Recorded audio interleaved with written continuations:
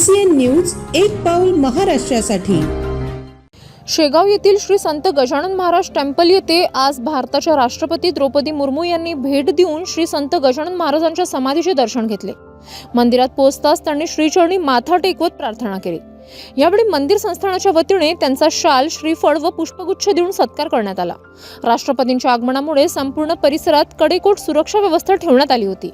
भाविकांमध्ये उत्साहाचे वातावरण होते। राष्ट्रपतींच्या भेटीमुळे शेगावचे धार्मिक महत्त्व पुन्हा अधोरेखित झाले आहे।